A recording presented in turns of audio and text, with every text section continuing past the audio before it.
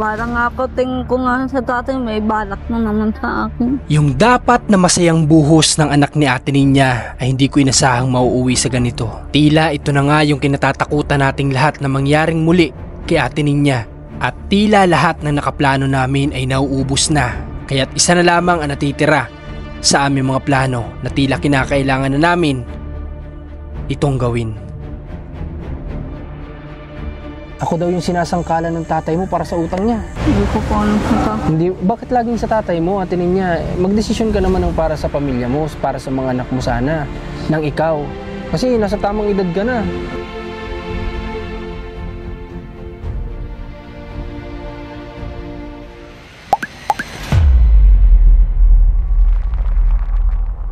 So guys, welcome back dito sa ating munting channel at kasama ko ang team, si JM at si Mac. Ngayong araw, dito kami ngayon sa bayan ng Rosario.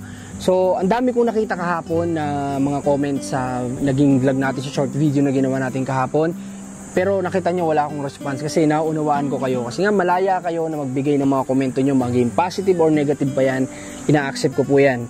At para lang din sa kaalaman ng lahat ay wala po sa amin ang desisyon o final decision. Maging kami po, matagal ko nang gusto na lumapit kay si Rafi Tulfo para matapos na to. Pero syempre, hindi ako magdidesisyon nito kaya sinangguni ko yon sa mga kamag-anak. Pero sila ay gusto pa rin nilang subukan yung mga proseso na nandirito sa bayan nila. Kaya ako, para sumuporta lang sa kung ano yung gusto nila na gawin dito sa bayan nila, na sa tingin nila ay may mangyayari, sinuportahan natin sila. Kaya yun yung mga naging hakbang na ginawa namin. Pero yun nga, nakita namin na mukhang malabo at matagal yung magiging resulta. Kaya para sa kagustuhan nating lahat, maging kami rin. Abangan nyo po sa darating na Martes, mangyayari na kung ano po yung hinihiling o sigaw ng karamihan. Para po sa inyo ito. Kita-kits tayo doon sa mismong bahay nila Ate Ninya dahil ngayon nga yung araw ng buhos ng kanyang anak. May mga dala kaming konting handa dito kasi base sa pagkakasabi ni tatay, ay siguro mga 3-4 lang naman kami na nandoon. Kaya siguro sakto na rin itong dala namin. Tara, kita-kits tayo doon.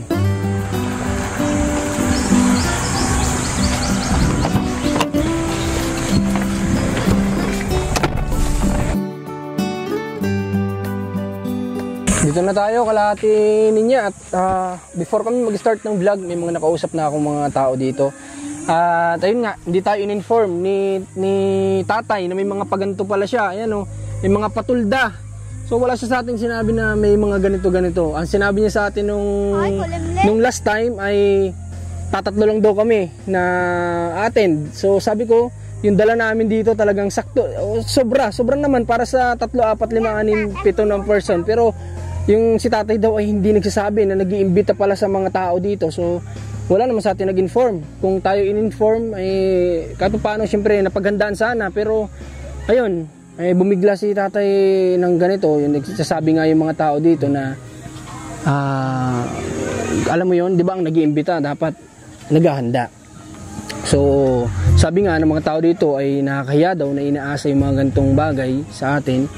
So ayun, basta hindi ko alam, wala talaga akong kalam-alam ng team namin sa ganitong mga ni tatay. So kumustahin muna natin sa atin niya habang wala pa yung magbubuhos guys. So mayroon din dong okasyon, pinapupunta kami doon mamaya.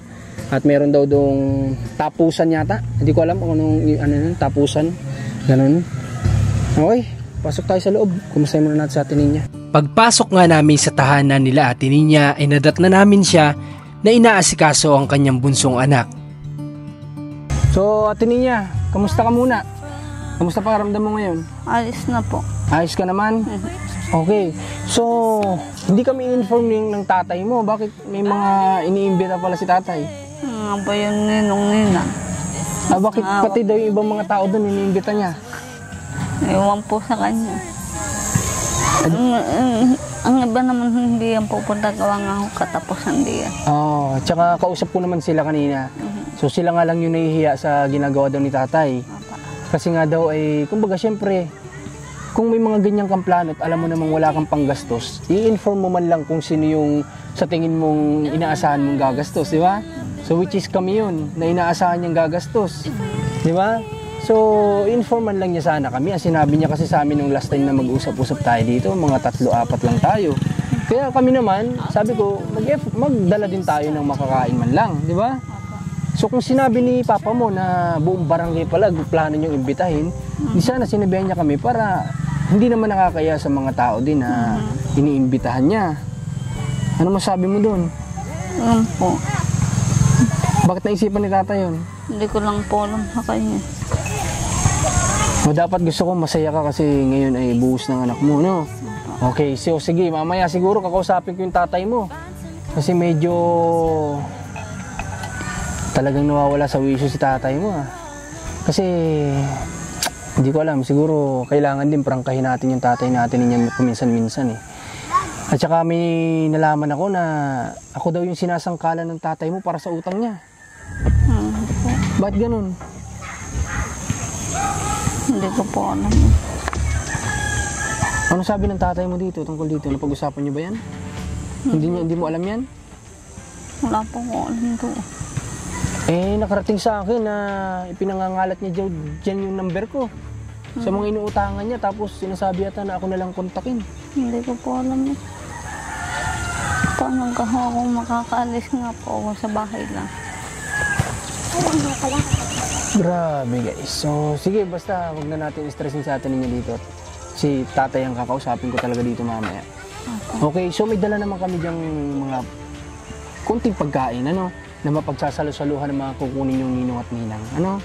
Okay, at yun, nag-o-offer nga yung mga viewers natin dito na kung sakali man daw ay pwedeng pumunta tayo doon sa kanila. O, umiyak baby mo? O sige, kasi mo muna. Nakikita ko naman kay ate niya na pagdating sa bata ay inaalagaan niya naman ito ng maayos. At dahil ramdam ko rin siya bilang ina na mahal niya ang kanyang mga anak. And I've been trying to write my own story in the search for fame. I'm sitting here in this empty room. Okay, so inantay pa din namin si tatay na dumating kasi kinakaon niya yung magbubuhos dun sa bata. Sa totoo lang guys, nabibigla talaga ako sa mga nagiging desisyon nito ni tatay Tony. Di ba? Kagaya na lang ng pagsasangkalan niya sa pangalan natin sa mga inutangan niya. Unang-una, kami nga ay takot mangutang. Di ba? Kami nga takot mangutang eh. Kahit gustong-gusto naming kumuha ng pwedeng mautang, takot kami mangutang. Pero siya, kami yung isasangkalan niya para magbayad dun sa mga inuutangan niya dito. Meron daw 7,000. Di ba? Laki. May 7,000, may iba pa yata. Bukod pa, may iba-iba pa.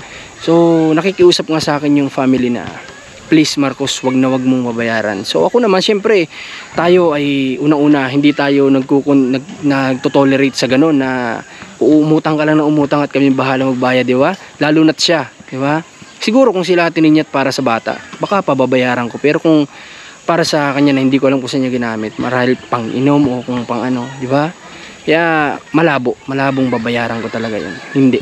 At nang mga oras nga na ito ay unti-unti na rin nagsisidati nga ng mga tao na ninong at ninang. Habang itong si ate niya naman ay karga-karga itong kanyang mahal na anak habang inaantay ang magbubuhos dito. I'm in the spotlight, not until midnight. I want somebody to hold my hand. Alam nyo, sa totoo lang, hindi talaga ako pamilyar dito sa tinatawag nilang buhos dahil hindi naman ako nakaranas at ngayon lang talaga ako nakakita ng ganitong klaseng seremonyas. Kung kaya nga natutuwa din ako sa sarili ko ng mga oras na ito dahil sa pagcha-charity namin ay iba't ibang klaseng tradisyon yung nakikita ko sa bawat lugar. At heto naman, iniready na rin namin yung mga munting pagkain na dala namin at dahil nga sa akala namin ay talagang 3 o 4 lang kami naaatin dito, ay sakto lang talaga itong dala namin. Pero naalala nyo ba yung ginawa ni Jesus na pinarami niya ang pagkain? Hindi ko alam pero tila parang ganun yung nangyari sa amin. Dahil nga hindi namin din akalain na ganoon din yung mga pupunta na tao, ay tila sa tingin ko naman ay sumapat naman yung dala-dala namin. Ain't got nobody, so lonely when the day is through. I'm in the spotlight, not home till midnight. I want somebody to hold my hand, 'cause Alright, so yun, agaantay pa din kami dun sa iba yatang mga kasamahan pa na ninang dito. So after nito may tumawag na na yung sa pinag-anakan yata ni ate niya yun, at meron daw check up yung baby pala ngayong araw. So bigla ang tawag, at yung magche-check up ng hearing aid niya ay yung sa hearing niya ay galing pa yata sa ibang lugar. So pinagmamadali nga kami, kaya after nito ay sibat agad doon. Sasamahan na muna natin si ate niya kahit na may lakad ba dapat talaga tayo, pero sama muna natin para na sa ganun mabilis sila makarating doon, kasi kung mag-aantay pa dito ng sasakyan baka matagalan pa. Ihatid na muna natin doon, okay? Tapos ihatid din natin, waiting lang tayo doon sa pagbubuhos. I used to spend time with all my friends, but who's gonna like me if I'm not there? 'Cause I got my head in the clouds, but I'm getting really scared of heights. Ay, sasindihan? Baka mamaya pa. May kandila sa ating binigay, di ko alam kung ano, isindihan siguro mamaya. I'm getting really scared of heights.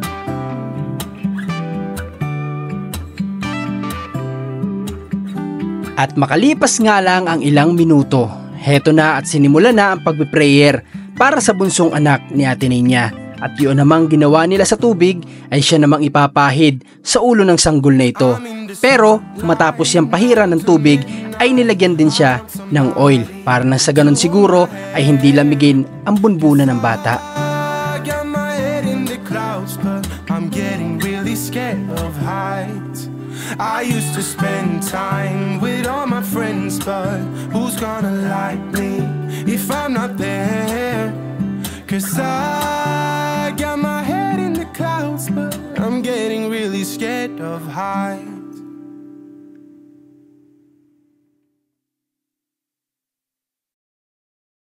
Ganun pala yun. Ang ilang naka-experience ng ganito, guys. Everybody makes mistakes, 'cause no one can be perfect. It was just one kiss, but that don't justify it.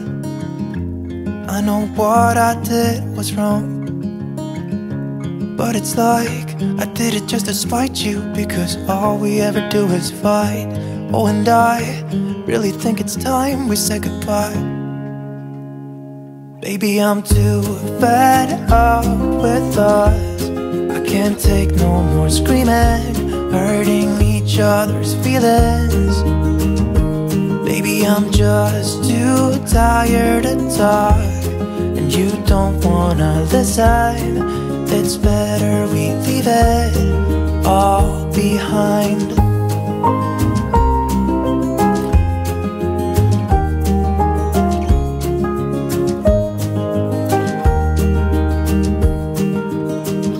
It hasn't always been like this. Remember when we were in love?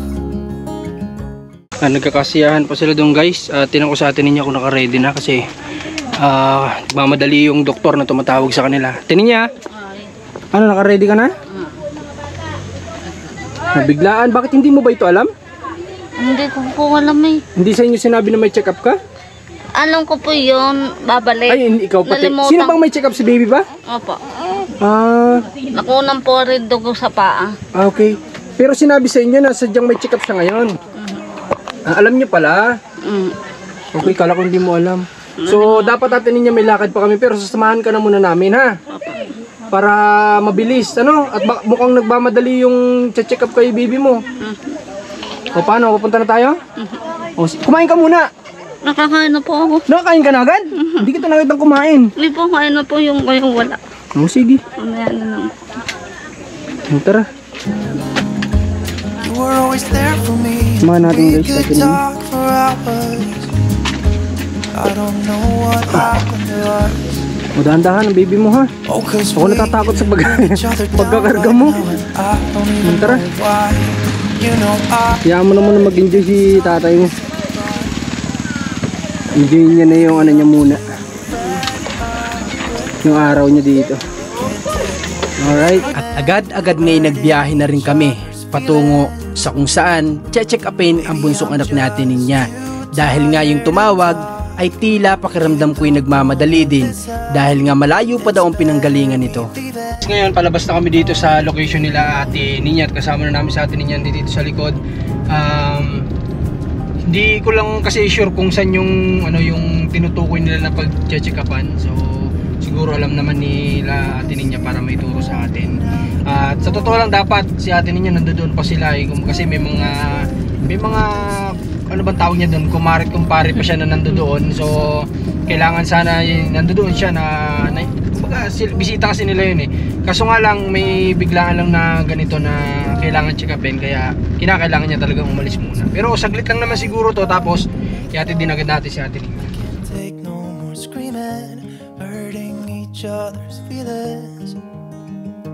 Baby, I'm just too tired to talk, and you don't wanna listen. It's better we leave it all behind. Ayun nga, bago ako umalis kanina ay kinakausap ko si tatay dun sa gilid na sabi ko may mga ganyan ka palang agenda, hindi mo kami sinasabihan, hindi mo kami naabisuhan. Kumbaga, tapos yun nga, sabi ko sa kanya ano ba yung mga utang na pinagsasasabi niya na tayo ay na isinasangkalan niya sa mga ganun. So hindi naman siya nagsasalita kanina. Kasama namin ngayon si Ate Ninya sa loob ng sasakyan at kinakausap namin siya ng masinsinan kasi wala yung kanyang anak, wala yung panganay, wala yung bunso, siya lang talaga at ang kanyang baby. Kaya sinusubukan namin siyang kausapin ng talagang masinsinan na ngayon. At ayun, hopefully guys, kagaya ng gusto nyo at kagaya ng gusto namin na matagal na dapat na nangyari, dahil nga lang sa pamilya ang nasusunod ay kaya medyo na delay. Pero di ba lagi ko sa inyo sinasabi na meron kaming plan A, plan B, plan C. So ito na yon, by darating na Tuesday ay ito na yung pinaka last namin na plano, dahil nga napagbigyan ko naman na subukan yung mga naiisipan nilang pwedeng gawin pa dito. Pero mukhang matatagalan at mukhang kagaya nga ng sabi nyo, hahaba ng hahaba ang episode na walang nangyayari. So kami din, ayaw din namin yun. Kasi pwede naman ako mag-vlog kahit na naisa-ayos na natin sila, di ba? Hindi, pwede pa rin naman di ba? At least nasa ayos na. Kaya ayun, by Tuesday sisiguraduhin namin na makakarating kami. Pero ipag-pray natin dahil meron doong pila, guys. Alam nyo yan, mahaba ang pila doon. So lahat ng makakayanan ko as a vlogger ay gagawin ko, pakikipag-usap sa mga staff doon, gagawin natin lahat para na sa ganun ay baka sakali lang na ma-priority, di ba? So tatry natin yun. So Ate Ninya, ano naman ang pakiramdam mo at nabuhusan na yung anak mo ngayon? Okay ka naman, masaya ka naman. Opo. Bakit parang malungkot ka? Ha? Para ka po yung Ha? buhat kailangan dumadating, yakin kayo sa kapitbahay. Doon po ako naguguluhan. Sa? Pag po kayo duwadating, Ay? nagkakaroon ng kahanggan sa inyo. Ano po ulit sa inyo? Nagkakaroon ng? Ano po ulit sa inyo yung kapatid ng tatay? Okay. So yung nga sinasabi lang naman ng kapatid ng papa mo na naulit nga niya sa akin na yung isa daw kapatid ay nagpaplano nga na may benta yung lupa na tinitirikan ng bahay ninyo. O yun lang naman sinasabi nila, wala naman sila ibang sinasabi tungkol sa inyo. So sabi nga niya ay paano nga daw kayo kapag ayun, ibibenta na yung lupa, paano daw kayo? Ewan ko, hindi ko po alam sa tatay. Hindi mo alam sa papa mo? Okay. So pero ganito Ate Ninya, sinabi naman nila na ayun nga, binibigyan pa naman ng pagkakataon kayo. Binibigyan pa naman kayo ng sa totoo lang, alam mo, mabait naman ang kapatid ng tatay mo Talagang may problema lang talaga sa papa mo.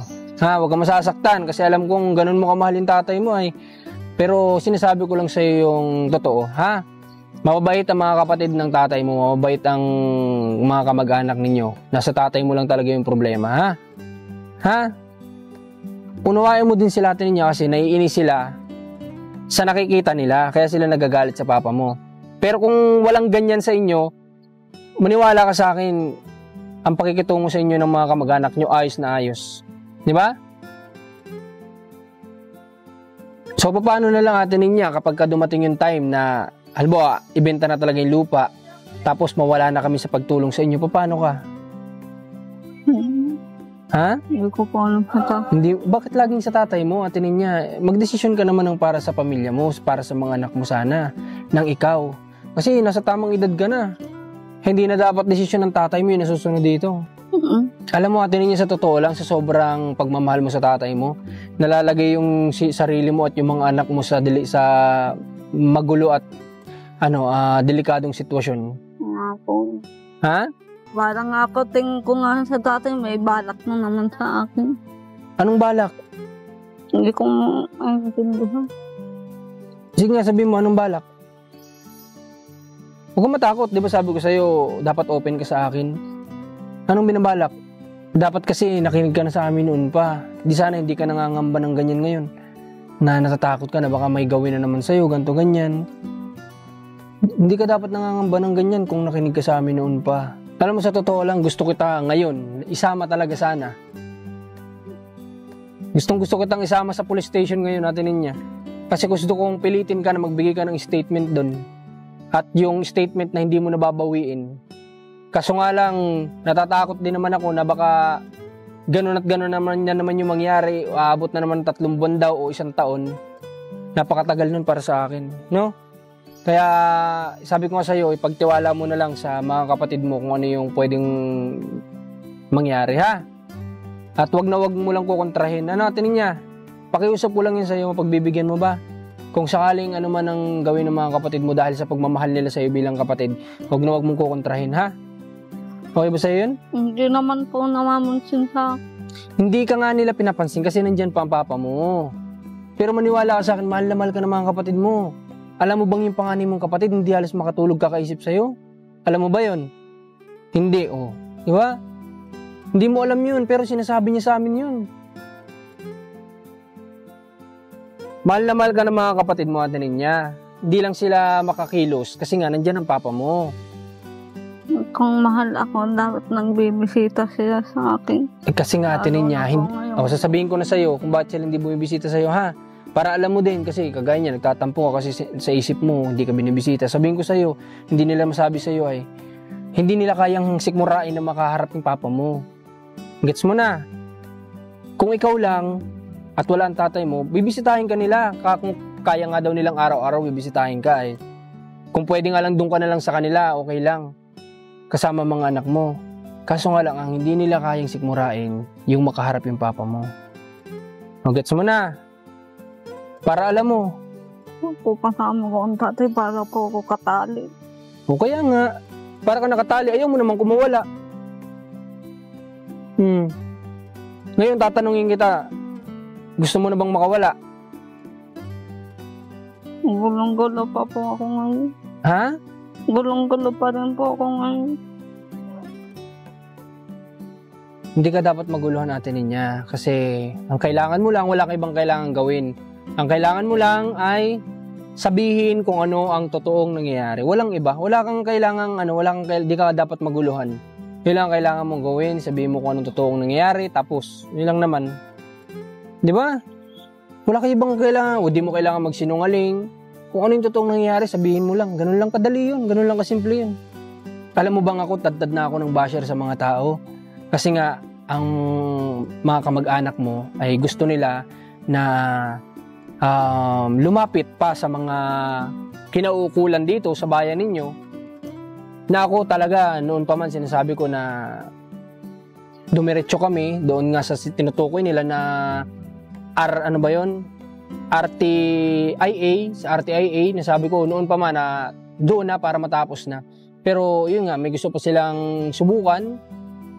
Kaya kahit ako binabash ng tao, okay lang sa akin. Basta ako ay alam ko yung ginagawa ko na sinusuportahan ko yung mga kamag-anak nila sa gusto pa nilang gawing hakbang para kay Ate Ninya. Tayo sumusuport lang tayo. Wala sa atin ng final decision. Tayo po hindi ka ano-ano na Ate Ninya. Yun lang naman ang lagi ko sinasabi sa lahat na nagko-comment dyan. Okay lang po, bashin nyo ako ng i-bash. Okay lang, walang problema. Mas gustuin ko pa nga na i-bash nyo ako kaysa sa binavlog ko kay Ate Ninya sa mga bata. Ako na lang, ayos lang sa akin yun.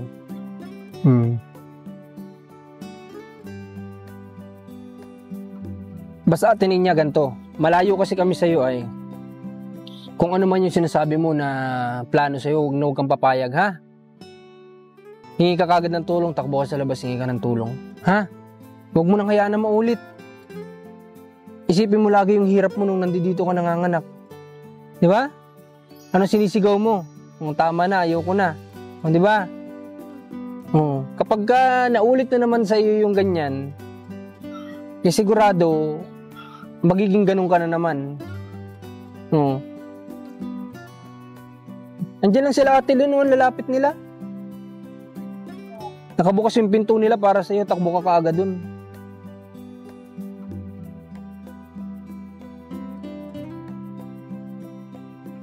Ka matakot, pwede ka din lumapit sa kapatid mo.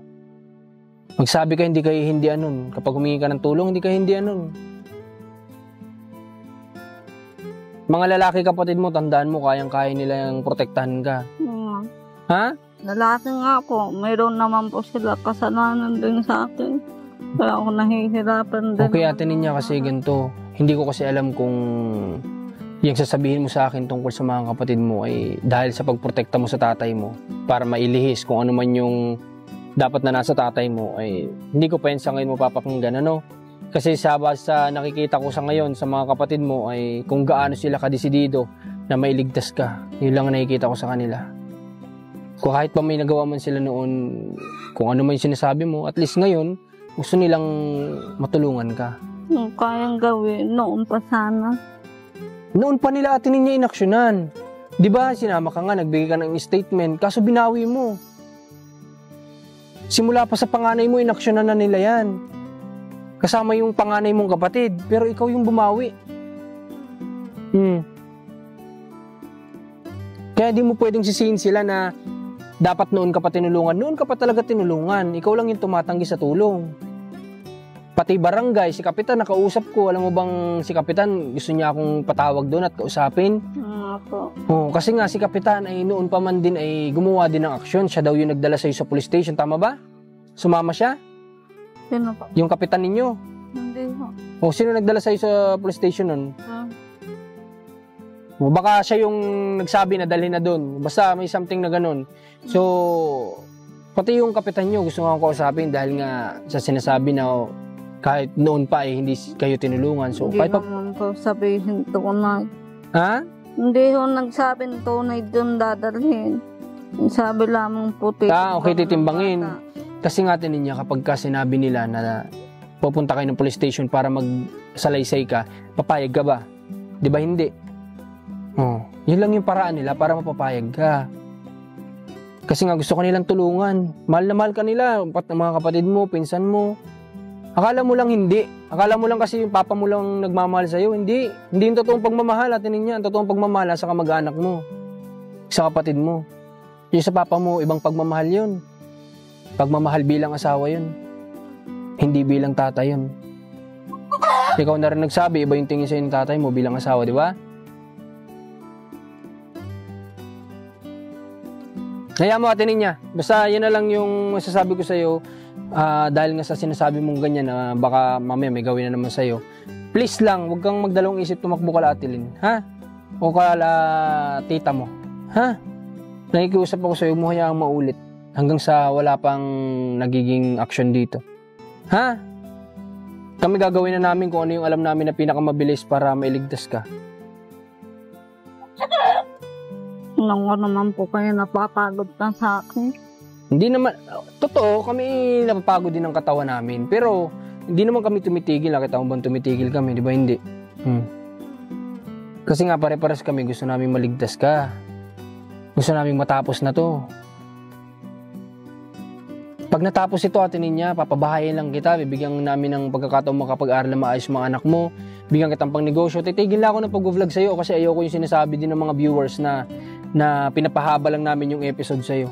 Kung ako lang masusunod, nung una pa lang, nilapit ko na kita kay RTIA. Para matulungan ka ng mabilis, pero sila kasi masusunod. Sinusunod ko lang sila. Para matapos na, para makapokus naman ako sa iba. Para makahanap naman ako ng ibang tutulungan na pwede kong mafokusan. Hindi lang ako makapag-focus ngayon, kagaya ng scouting, kasi nga may mga inaasikasong ganito sa'yo. Nga po. Ha? Naabala na nga po kayo sa akin. Okay lang, huwag mo isipin yung abala kasi kami naman ay ito talagang trabaho namin. Sabi ko nga sa mga nanonood sa atin, hindi ako titigil hanggat hindi ko kayo na ilalagay sa ayos.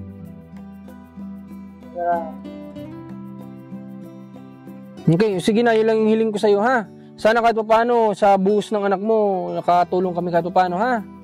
Hindi lang kami in-inform ni Papa mo na ganun kadami yung pupunta doon. Ikaw ba alam mo yun? Hindi rin? Hindi din pala niya alam. Si tatay lang talaga nag-decision pala. Decision si tatay. Okay. Sige na. At baka kailangan ka doon sa anak mo. Sige, balik ka na doon muna. Okay guys, so nakakatakot sinasabi natin niya guys. Talagang dapat talaga ito matagal na talaga tayong, kumbaga matagal na rin pumayag itong mga relatives nila na lumapit nga sa RTIA para na sa ganun ay matapos na to. Hindi na umabot ng ganito katagal. So, ayun, talagang hanggang ano lang tayo eh. Kumbaga may boundaries kasi tayo. Alam naman natin yung boundary na tinatawag.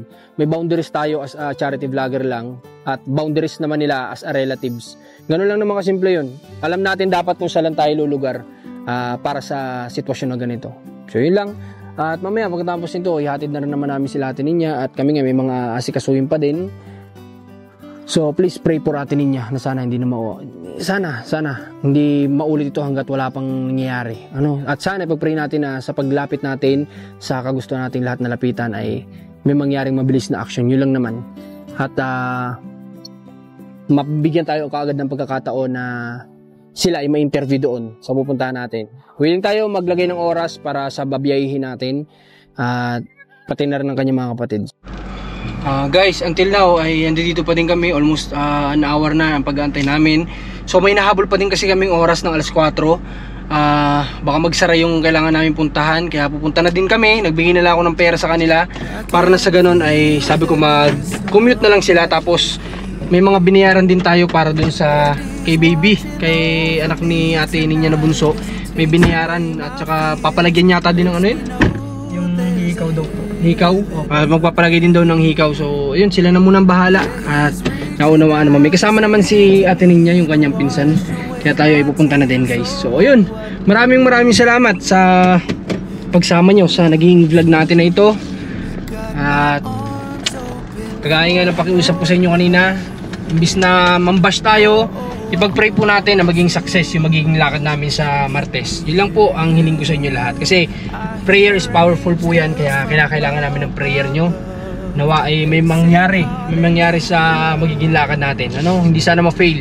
Kasi napakalayo na mabiyahin natin from Batangas to Manila. Napakalayo, Mandaluyong. So Mandaluyong kasi ang RTIA. So RTIA ay Mandaluyong pa. So yun lang. At muli, salamat sa lahat ng patuloy na nanonood, maging basher man, maging supporters man na solid. Ay salamat po sa inyong panonood at sa hindi pag-skip ng ads. At kung hindi ka pa nakasubscribe, please mag-subscribe ka na kasi marami pa tayong plano na mapuntahan dito sa mga bayan na ito. Sana marami pa tayong malibot na lugar dito at bigyan tayo ni God ng mga tao na deserving talaga o nangangailangan talaga ng tulong, at gagawin naman natin yung best natin para dito. Kaya yun, sana nandiyan pa rin kayo, samahan nyo pa rin kami sa kung ano man yung mga magiging mission pa namin soon. At may mga scheduling na kami, siguro by Friday kami mag-scouting at kailangan pa din natin ipa-check up si Ate Vanessa kasi baka nandiyan na yung psychiatrist. So yun, marami tayong kailangan gawin. Si AJ papa-enroll pa natin. Kaya ayun, kita kasi na tayo sa susunod na vlogs. Thank you sa mga kasamahan ko kay JM. Dito kay JM, pakita mo si JM at si Mac. Ayan, maraming salamat sa Team Marcos. Yun, sana nawa ay dumami pa tayo sa team. Suportahan nyo din si Commander Marcos. God bless po sa lahat.